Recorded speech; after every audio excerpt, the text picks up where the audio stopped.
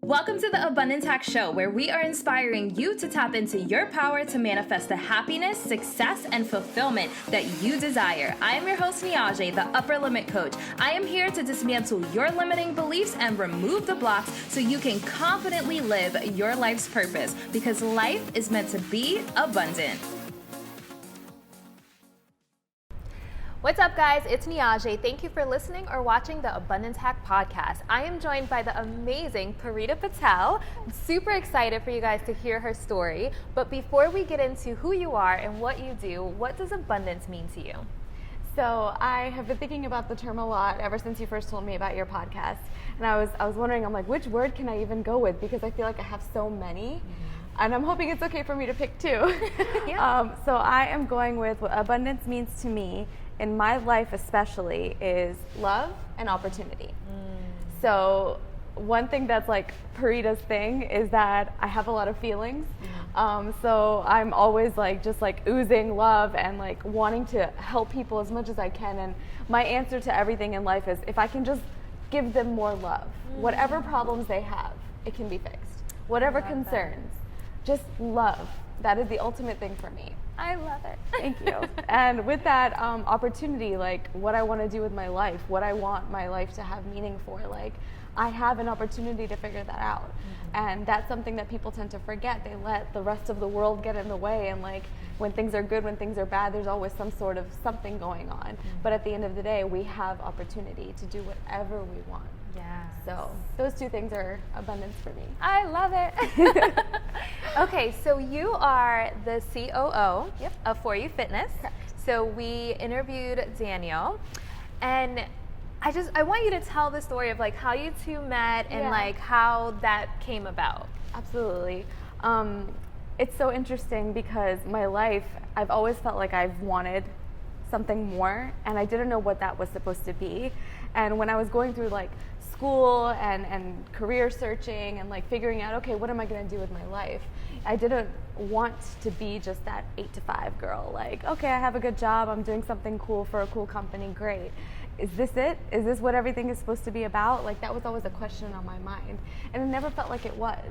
My mom was always worried about me because she'd be like, you're like your father. You're on this never-ending hunt to like find what it is that you want. And I felt like, okay, like I had a great job out of college. And I was, all over the U.S. in a couple different states, and I had a great job. I had great coworkers, but it just wasn't enough. I never felt like I was fulfilled. I never felt like I was making a difference. So I felt like I was on this hunt, and I couldn't figure out what it is that I was meant to do. So even though it was really, really terrifying, at one point I was just like, you know what? My health is deteriorating because I'm so unhappy, even though I have so much to be thankful for, but I need to go figure out what I'm supposed to do with my life. So I was in corporate America for a couple of years, and I left it all behind. I quit. I didn't have a job to go to. I didn't know what I was going to do, but I was like, I'm just going to go figure it out. So when I quit my life, and I had no idea what to do, is eventually how I met Daniel. So being that I had all this open time now, I'm like, all right, well, what am I going to do with my life? Like, let me go at least pursue the few things that I am passionate about, which was at the time making jewelry and health. So I got my personal training certification, and I started a jewelry business. And that was cool, but I definitely learned what being an entrepreneur completely by yourself would really mean. And the personal training side of it was just like fun for me and just like my paycheck since I didn't have a job. But the personal training industry was definitely not what I thought it was going to be. It was not as glamorous as it looked on the outside. I'm like, oh, personal trainers are so cool. They have it all together. I mean, it's not usually the case. But one day I was on Facebook and I saw this free week trial from For You Fitness with this like weird looking high-tech suit. And I'm like, what is this thing? Like, I'm a personal trainer, but I've never seen anything like this before. So I signed up for the free week trial, and I came in, did a consultation with Daniel, and I did this full free week trial, and I was like, wow, like I can't believe this product, this workout. I've never experienced anything this challenging in my life, and I've done boxing, CrossFit, like I've done a lot of stuff. So for me to experience this workout, and then obviously Daniel's amazing, you interviewed him, and I was like, I love this guy, like, and I love this company, maybe they're hiring. And luckily for me, they were. So then he hired me as a personal trainer. Very and that's cool. how I started with him. And then how did you work your way up to being the COO? It wasn't something that I knew was going to happen by any means, but what I saw was a little scary because he had 2 locations at the time. And me being a background in business, you know, I looked at how things were being run and I was like, oh my God, there are so many things that I feel like I can help improve. I can organize this, I can help them with data, I can help them with analysis. Like, I know I can do this. I know he's not asking me to do this, but I'm going to do it anyways. Yeah. So even though I was a personal trainer, like, yeah, I had my clients and that was great. It wasn't like the main thing I felt like I was good at. The business is what spoke to me. So I just started putting some stuff together for him and I was like, please look at this. Tell me what you think about this. And I'm a super nerd, like I love Excel and nothing gets me going more than just like putting a formula together and seeing something happen. I'm like, yes, that's what I wanted. But so once I sent it to him, he was probably like, oh, okay, so she's not messing around here. And I just started doing more. And then one day we had our quarterly meeting. It was like 2 years ago. And he was like, yeah, I have some announcements to make. And he put up on the screen like some changes in the company. And then next to my name was COO. And I was like, oh my God. That is so exciting. And I love it because you took action. Yeah. There's so many people that they would have just worked. You know, they would have just worked, but you took action and it paid off. And you guys are doing amazing. So not only is the technology amazing, but you're growing rapidly. So you started when there were 2 facilities and now there's 6. Yep. So yeah, it's been really, really amazing. So all right, I want to take a step back, maybe peel some layers back. What would you say was your most challenging experience and how did you overcome it? Sure. I would say it's an ongoing challenge right now because I'm really good like behind the computer. I'm good at solving problems. I'm good at like understanding when there's an issue and fixing it. Like that's something that I've always just been like naturally like must solve problems. But sometimes there's not always an easy solution, especially when you're dealing with people. And so I've never like managed employees before. I've never had to be like a leader before, but it's always something I've wanted to do. But it's so natural for Daniel. Just like numbers and analysis in business is natural for me. So now my challenge is like, okay, like how can I just like not expect people to follow the same work ethic I follow? Just because I get up and do things without being asked to do it doesn't mean that everybody else does the same thing. Yes. So how can I lead, inspire, motivate, get them to do those things that were so natural for me? Yeah. I think that's my biggest challenge right now. And I think it's also just like I'm 29 and I have a role where there's 20 other people that I'm supposed to be guiding and leading and like I've never done that before, so how do I do it? Yeah. You know? Yeah. Yeah. That was definitely a challenge for me when I owned my dance and aerial studio. But one thing that I learned is everyone is different. Yeah. Everyone's different. Different things motivate different people. And some people want you to micromanage them, some people don't. And so really, I think just communication and setting like that the expectation, like this is what I expect from you. What can I do to support you so you get what you need done? Right, exactly. Is imposter syndrome holding you back from taking your business or life to the next level? Is your upper limit preventing you from achieving the success you truly desire and deserve? Because you do deserve an abundant life. Go to Niajae.com/transcend to register for my exclusive masterclass, Transcend Your Upper Limits. Learn how to navigate through the hurdles on the way to the success, the happiness, and the fulfillment you desire. That's Niajae.com/transcend, NIAJAE.com. It's time to transcend your upper limit. What about the process of going from college to figuring out what you wanted to do with your life? Like, what was that process like? Because I feel like a lot of people are searching for their purpose and what they enjoy to do, and they kind of lose sight of like their passion. So how was that process for you? Yeah. I love that you asked that just because that's something that's near and dear to me because when I was in college, it's not like I knew which direction I wanted to go. I had an internship with Target in Minneapolis before I graduated, and really cool company, super young, super like very progressive, and so they offered me a full-time position afterwards. So I was like, all right, I got my gig. I don't have to worry about anything. So I kind of just fell into corporate America in that way. But over like the couple years after, I felt like I was turning into a zombie, and I'm just doing the same things on repeat, on repeat, on repeat. And I'm like, I'm moving nowhere. How did I get here? Is this what I'm passionate about? And I didn't ask myself those questions during college.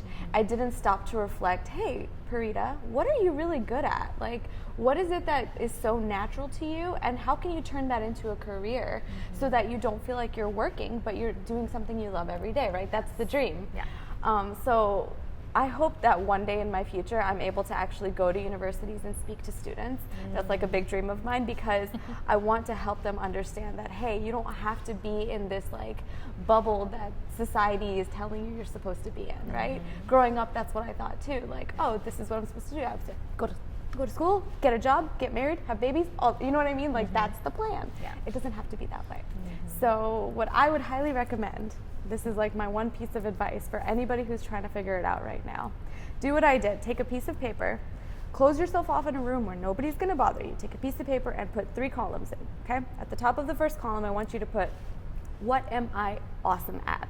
Like better than 99% of everybody around me, okay? Middle column, what makes me happy? Like what actually brings me joy, right? That question. And then all the way on the right is like, where do I want to make a difference? Like, what do I hope to give back to other people in a selfless way? When you have those 3 questions and you start listing what comes down underneath, there's going to be a connection, and you're going to be able to find an answer that says, okay, I think this is what I'm supposed to be doing with my life. And that's what I did. And when I did that, that's when I decided to quit corporate America. Yeah. And go find what else I'm supposed to find in the world. I love it. Love it. So did you read the book? I know you read a lot. Yeah. Did you read the book, The Big Leap? I haven't read that one yet. It's a good one. So Okay. he talks about upper limit problems, but what you just mentioned reminds me of your area of excellence and your area of genius. Yeah. So figuring out the difference between the two, and so I would add that to my list. It's Okay. really good. It's Perfect. really good. So what's a book that has made a big impact in your mindset?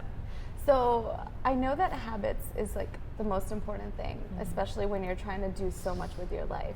So Daniel's been a big influence in my life in the past couple of years, and he has this amazing like morning routine, and he's very good about like being disciplined. He's built that over time, but I am still kind of figuring it out myself. So I've just been like reading and reading until I could find something that really sticks and speaks to me. It started off with The Miracle Morning.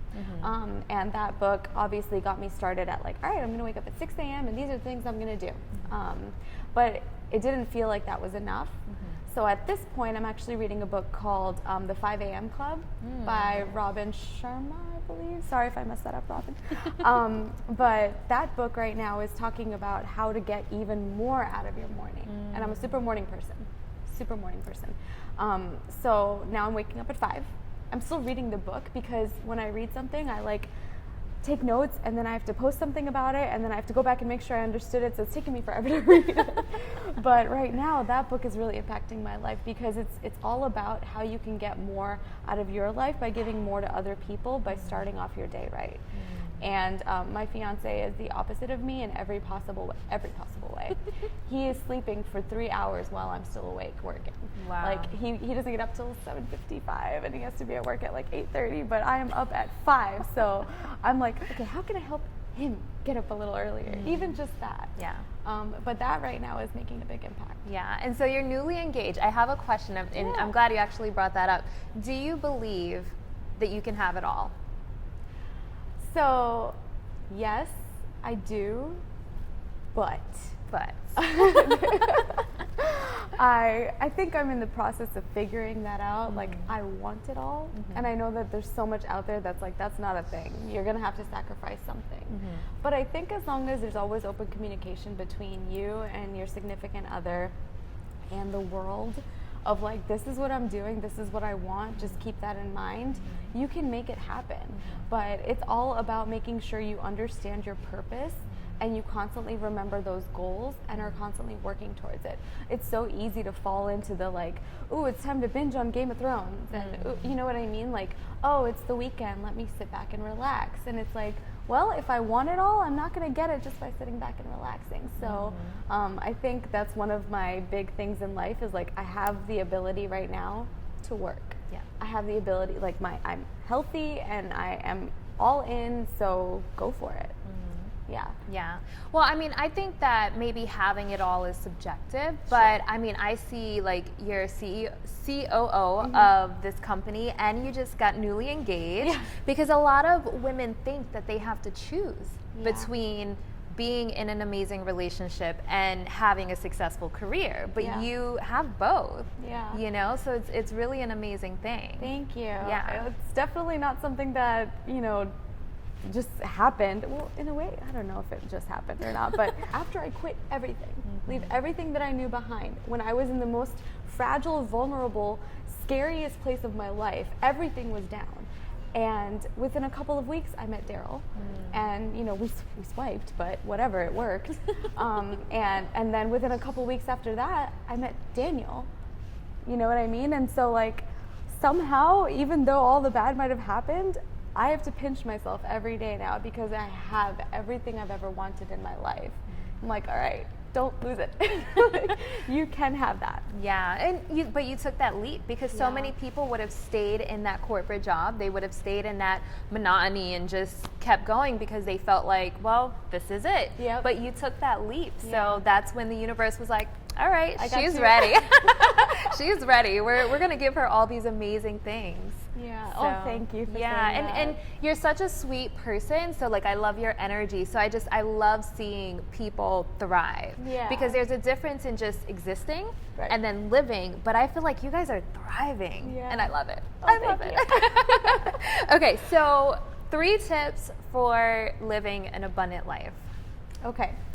So first and foremost, make sure you understand what you want to do. Okay, like stop and remind yourself of your purpose in life and ask yourself that question. What is my purpose in life? It's a terrifying question, but it's very, very important. Otherwise, you will be a zombie forever. And then you'll never actually be happy in what you're doing. So understand your internal why and have a purpose, right? Is that 1 or 2? I'm not sure. Next thing. Do not let society dictate what it is you're supposed to be doing with your life, right? Even though I had amazing friends all around me in my corporate career, even though, you know, everybody else was doing great, I was not happy. And I didn't want to stay that way. So what have you got to lose? Like, you're young, you're healthy, you have all the time in the world to do whatever you want in your life. So don't be afraid. Take the leap. It is terrifying. I cried for days. I curled up into a ball. I called my mom. I called my sister. I was like, I don't know if this is the right thing I should be doing, but I feel like I need to do it. Whatever. Who cares what happens? You're going to figure it out. So don't be afraid. Take the leap. That's either 2 or 3. I don't know. And at the end of the day, always remember it's not about you. It's actually about the world. So it's great to be happy for yourself, but that happiness is not really as great as the happiness you can feel by doing for others. Being selfless, and when you leave the world, you're gone, but everybody else is still here. So can you possibly do anything to leave it better than when you first came into it? If so, that's how you're going to feel truly fulfilled in your life. At least that's what I think.